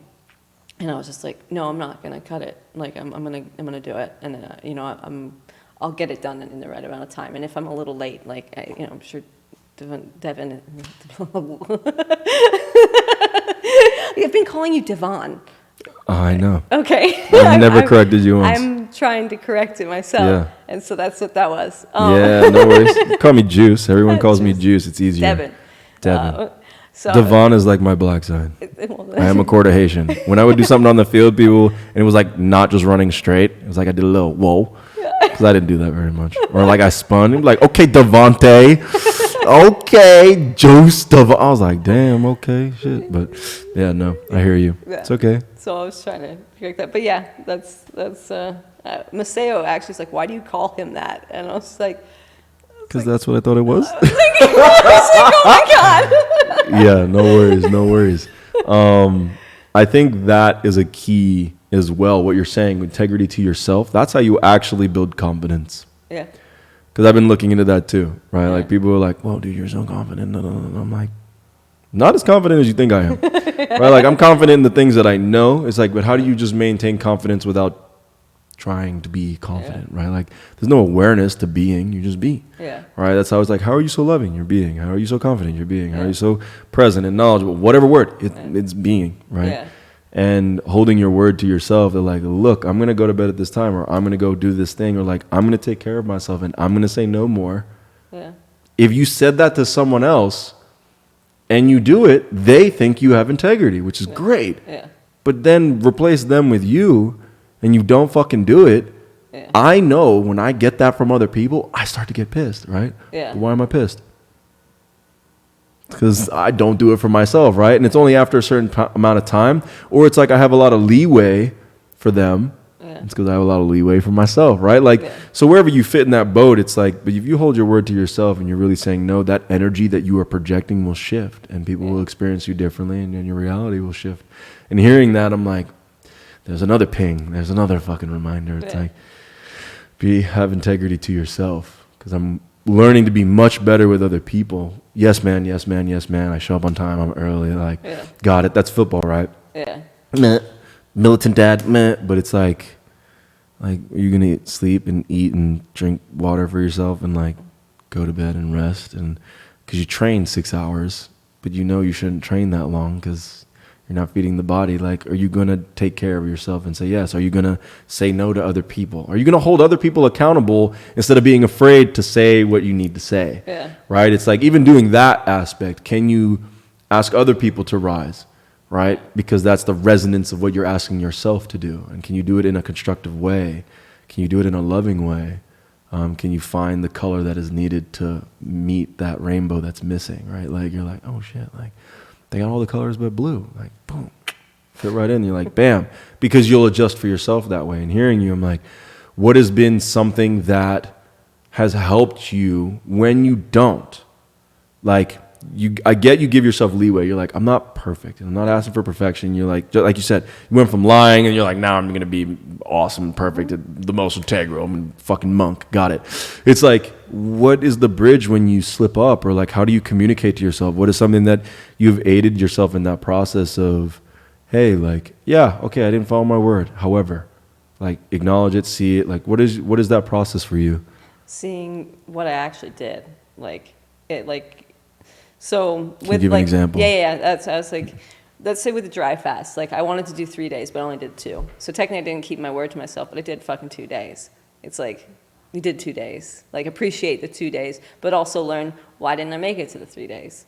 Then it becomes kind of like a learning thing where I'm like, oh, I've learned from this. Now I can become stronger because apparently there was a weakness in it, or it was the right thing to do. Like, because then for me, I was like, oh, then I can move this here and do something else another time and like strengthen that relationship with myself by understanding the mind games that I play of like, oh, just go here, or oh, end it now, like, or yay, you all the little stories you tell yourself to give you permission to not commit to the thing that you said you would do. It's like, then you can like see the different things. So then next time I'm like, oh, when you do X, Y, and Z, this happens. So is that really a good idea? And and just learning from it helps me feel good about like, okay, I failed, but let's learn why and understand how, like, and what was going on so that I can be stronger and more resilient the next time I do want to keep my word and I wasn't able to, because I know I can. So it's like, what happened here that made it so that I couldn't, because there was something I didn't see or something I didn't want to acknowledge, or was it the right reason? Was it good that I did that? It's like individual based, but I think that's really like when I don't keep my word, it's more like, how can I turn this into an opportunity for me to better understand myself? Thank you for sharing. Do you write it down, or you just got it locked up in your mind and you're aware of it like that? It's just locked up in there. Yeah, I feel that. Yeah. I'm just like, not everyone has that memory too. It's like, but you do know the moment that you shouldn't do the thing, and that body voice is so loud. Like, just no. Just listen to that more and then acknowledge what occurs, yeah. We're like looking at your life in this moment, right? Like, if you kept doing those things, I don't think you'd be here in this way. And because you have been changing those things, you're here in this way. Yeah. Right? Like, this is pretty freaking cool. You know what I'm saying? Like, you weren't ready for it early at another time, which is why it didn't occur. And now you're doing all these sick dabbity-doo-dah things. June 17th, don't ask. Do ask. Be on the lookout, for real. But it's like stuff like this, right? And it's like, because you've decided to change the repetitive patterns and integrity to oneself, like, that's just been a big one. Yeah. It's been a really, really big one. So thank you for sharing. I was just curious about it because I'm like, all right, maybe there's something here. And it's like, nope, it's the fucking same answer it always is, right? Like, you know, if you smoke 7 fucking cigarettes to try and fall asleep, and that's only occurring because you're not sleeping, eating, and drinking water and moving your body, like, fuck, just acknowledge the moment, though. Yeah. That was the thing, is you acknowledge it too. I hear you with the 2 days, right? And then my brain went like, oh man, if I did that, I'd feel so guilty. Yeah. Right, that was my immediate answer. Well, it's because originally it was. When I had started doing dry fast, because I did this thing where I wrote some stuff down that I was going to do, and this 3-day dry fast haunted me for months, and it took me so deep into so many patterns, and I was repeating cycles, and then I was like, I could feel the pressure of this thing, because then I'd keep postponing it and doing all this. I was like, this is a fucking nightmare. Finally, I fucking nailed it, got it out of the way, and I was like, so did you learn from telling yourself you're going to do something? Because you're going to hold yourself to your fucking word. Like, I held myself to, you're going to fucking do this. So it was great to know that about myself, but it's like, now I'm like, oh God, it won't go away. Like, if I tell myself I'm going to do something. Like I will haunt myself, and I will haunt myself, and I will haunt myself. But now if I don't do it, can I know that, yes, I'll keep doing it, and yeah, I can keep trying, and I can use it kind of to push myself to do something, or I can extend it. So I was like, oh, I can kind of play now here, because it's no longer, I'm not ashamed or guilt. There's no like shame or guilt. It's more like, oh, I can like exercise. It's like I didn't complete it, but I still have to do 3 days, because I told myself I'd do 3 days. So now I can be more strategic about it and be like, oh, I did 2 days. But now because I didn't do the 3 days, I actually now have to do the 3 days, and I accomplished 2 days. So it's like seeing what I've actually accomplished, and like then being able to utilize my own ability of like, I'm not going to let this go, that I can keep kind of manipulating that sort of thing with myself. And not manipulating, but like placing it strategically of like, okay, let's try it again. Let's go again. It's like riding on my horse, like teaching them something they don't know. Like sometimes they're not going to get it, and then sometimes I fucking nail it. And so it's like, am I going to say, horse, I told you this, and you're going to hold it to your word? It's like, I'm the same thing. It's like, I told myself this, and I didn't quite do it. But maybe something in that moment felt right to end it, and so like, that's why I ended it. And so like, I was just like, okay, because I want to do 3 days, but I'm like, I kind of want to do more than 3 days. So I'm going to end it now, because I know I'm going to have to do 3 days. So Interesting. Interesting. It's almost like you got the launch pad. You're like, actually, I'm going to do it even more. Yeah. Yeah. So. Huh. It's I hear that. Yeah. I do hear that. There's no variable of time. Yeah. Is what I'm hearing here in terms of when or that you're going to. Here's it, like if you just said I was going to run a marathon, right? Like, because you were using the word 3 days, 2 days, so like you're thinking time in that way. Like, here's a set event that you said you were going to do, and although you didn't fulfill it, like say you ran 20 miles in the marathon, you're like, okay, cool, I accomplished that, but I still am going to run a marathon at some point, and like will do that, and maybe I'll make it an ultra and go 50 miles. Is what I'm hearing from you. It's like, well, I'm already there, so might as well double it. Intriguing though, I resonate where I'm like, yes, I want to push, but then I'm curious about it's the torture thing. I'm listening to you, I'm like, oh yeah, I can do things like that, but immediately I'm now catching myself. I'm like, I don't feel there's enough discernment to be like, would I be torturing myself, right? Because I want to do 3-day dry fast, and like, and I came to you about like clearing the gut, and like doing, you're like, you're not ready for that, and I'm like, fucking ready for everything. I'm always ready. What are you talking about? And you were pointing out to me, it's not that you can't do it, it's the intention of which you are doing it.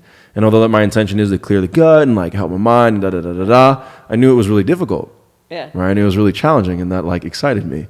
And so it was like, all right, I'm going to get a healthy mind, healthy body, and like spirit and clear house and all that.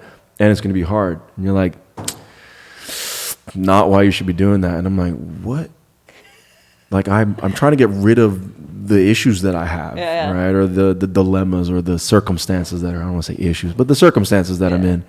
And you're like, yeah, you actually got to like face those things. You got to like have a different relationship with them, and then you can go into that. And so that's where I'm like, wow, I just felt the giant wall from what you were just sharing about your 2 days and 3 days, but probably it'll be 5, right? Like, because with the dry fast, each day is longer. It slows time down. Like, it's great. And I love it because it speeds up. It feels like it speeds up integration. Like, if you ask me, like, that 2 days sped up a lot of the integration of a lot of the stuff that I'm sharing with you.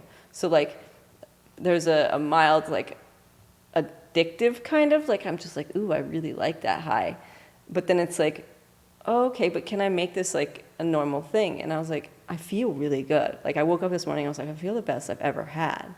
And it's like, so it's like, it's dancing between that. It's a little bit of torture, just like at the gym. It's a little bit of like, this is intense, but then the feeling afterward, you're just like I feel really, really good.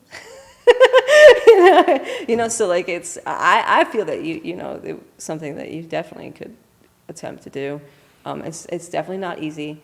I realized it's not easy when I went back to this person that I knew, and they did like a 7-day dry fast, and they were like crying at the end of it. And like after 5 days, like I knew I could go to 7, but I was like really happy. And I was like, the fuck kind of person lives inside of this body?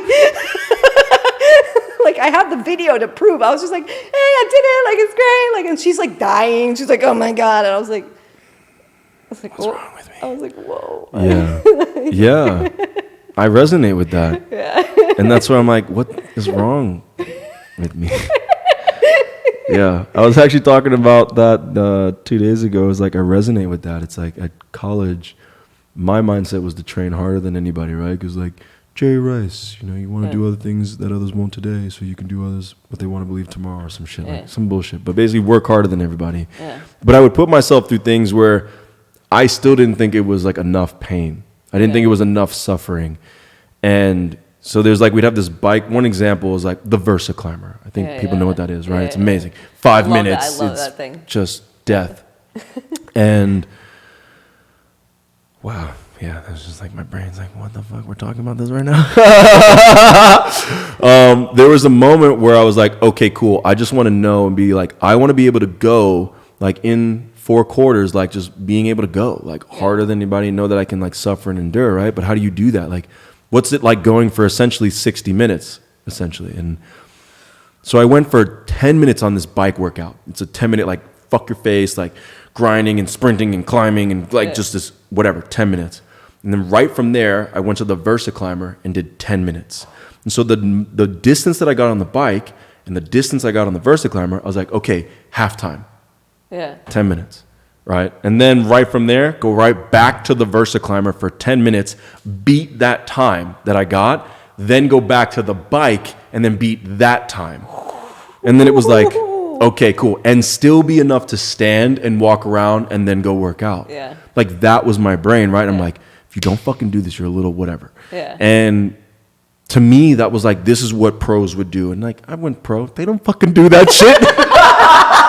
Well, they do now because of you. Oh, no, bro. They don't fucking, nobody's like, I'm going to fucking do. No, they don't, bro. They do some crazy, cool, hard shit sometimes, but not like, I'm going to do this twice a week. And like, that's just supplemental work, right? And like adding some other crazy shit. And it wasn't until I went back to Stanford and recognized, my coach was like, yeah, dude, like you were a machine. And then they built a wall of Versa climbers. And it's called the Wall of Pain. And it's because it started with me on the one Versa climber and like doing all crazy shit. And it's like, was I really that crazy? Like, I didn't think so. It was like, as I'm doing it, I'm like, right? And it's like, but my mission was to get better. And I was thinking biological performance. Yeah. But if I really think about it, it's like I was so miserable at school. I was so miserable. I fucking hated everything. I'm not going to lie. Not everything. I'm going to take that back. That's such an extreme word here, right? And hate is such a extreme word. But like, that was real for me. My Stanford experience was terrible. And I definitely had to role play in that, obviously. But it was like the only thing I could escape and to try and hopefully prove someone right was like, I'm going to do things that by statistics will show that I'm well. Yeah. And I'm worthy. Like, you can't tell me that I'm not an anomaly because of these. You can't tell me I can't catch. You can't tell me I'm these things because I felt so average. Yeah. So I'm like, if I just have numbers that are not average, then I can convince myself that I'm an anomaly, right? But I didn't actually believe that, right? And it still showed up in other ways. And so to think about what's in this body, I'm like, yeah, what is going on here that to seek pain, I don't see it that way. I'm like, I seek performance. I seek going higher. I seek bettering the self. But it's like, yeah, dude, but there's an efficient way about doing things. And I'm all about efficiency. Yeah. Right? And it's like, but what is the blockade of that? Like what trauma, what torture, what daddy issues are going to come up, right? Like it's looking at those things, which is why I'm asking all these questions about like, okay, integrity, I'm hearing you. Like what has been your process with solitude versus relationships and community, right? What about relationships in general? And you went to polyamory and then monogamy. Like showing those different aspects is because I'm really just sitting in it right now and I'm going, how do I stop doing the thing that I'm doing? Because I don't identify it as torture. It's like there's no, it's not a relation. It doesn't connect. Torture is you doing things to me, not I'm doing things to myself other than like, you know, cutting or like stabbing or starving myself. It's like I'm not consciously like, I'm not going to eat today or I'm not going to drink or I'm not going to sleep or I'm going to train 6 hours because I want to torture myself. Do you see what I'm saying? It sounds like it's just a shift of perspective for you, right? It's the same thing with a different view.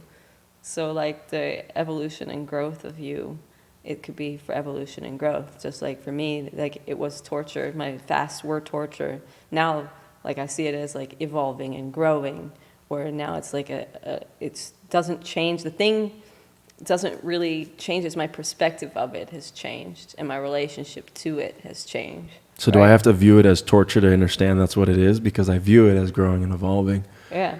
But that's what I'm saying, is like, you went the other way. You're like, yeah, it was torture, but now I'm growing and evolving. And I'm like, yeah, that's what I think I'm doing. Yeah. But I'm being told it's actually torture. And so do I have to actually acknowledge it as that so then it would change? Does it bring you joy? It does. And then it doesn't. It's like, Yeah. the reason why it doesn't is because I guess I'm going to use the word detachment. Yeah. But I don't feel detached from my body in that way. Yeah. Like when I train for 6 hours and I feel exhausted, my eyes are like falling down. It's like, but go one more. Like, there's something about that I'm thinking I'm training my will to not be weak. Yeah. It's like, because I don't want to, there's the feeling of weak. There's the feeling of not being able to drive. It would say, it reminds me of like a sadist masochist, right? So like it depends on your relationship to your sadist and masochist. I don't know what that is. Oh, like it's like self-torture almost, but like in a pleasure way, like pleasurable. It's for pleasure. Like people are like sadists and masochists for like pleasure, and like that's what it kind of reminds me of, is like loving the torture in a way, like, and not seeing it in like a negative way, because it's like, or like something to get rid of or to be done with, but it is kind of a little bit like a torture, like tickle torture, like laughing, you make yourself laugh. It depends on your relationship to it and how it's being utilized. And so you could, if you don't like the word torture, then maybe just don't see it that way anymore. Like maybe I told you something that you meant to go look at and then realize that it was just always for evolution and growth. Yeah, but then there's like the point of denial. Yeah. And that's, maybe you can wording it that way too. It's like, I do know coming home and feeling exhausted or like not having the energy and like parts of your body feels like they're dying. Like that's a sign of like, dude, look, I know you're doing the thing. Yeah. But like that thing, it's kind of detrimental. Yeah. You know what I'm saying? It's like, so it's acknowledging that. Yeah.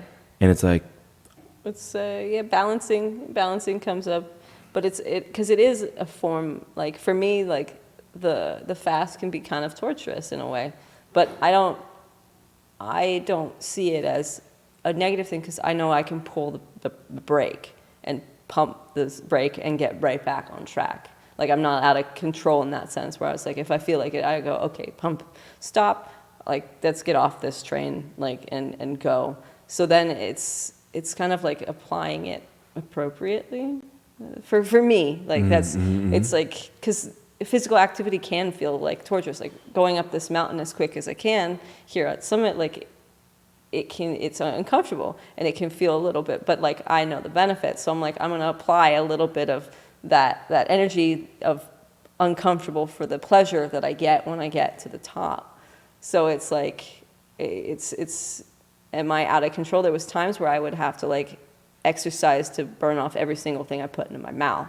That was torture, because I didn't have a break to go, you know what, this is enough, like stop, like this is too far, like we've gone past minimum effective dose, like you should just be controlling yourself and have that discipline within yourself to understand, how far to push yourself and how far to not, because my limits are going to be different than your limits, but knowing my limits are what make me happy. Like pushing to those limits and going, okay, you know what, I'm satisfied with how far I pushed. I'm satisfied with the effort that I put into this, that I'm going to call it. It's like, and being happy that I called it. You know what, I got this far, like I called it. But then it's like knowing, okay, next time I did this, I know I can push myself harder, and I know that these things might come up, but I'm gonna push to keep getting better. But there is that uncomfortableness of changing that can feel like a little bit of like torture in a way sometimes. Like for me, like literally the dry fast, there's a high to it, but then there's those lows and you're just like, I just want to fucking eat something, I just want to drink water. Like I woke up in the middle of the night and I was like, I just want water. And I was like, well, you smoke cigarettes, so that's your job. Like you did this. And so I was like, oh, I probably made this a little worse. And like, yep. And I was like, yep, I did. It's just accepting, like, I was like, yeah, I made it worse. Like, or made it harder. And I was like, okay, I made it harder. I was like, next time, probably no cigarettes. Like, you know, like, all right, cool.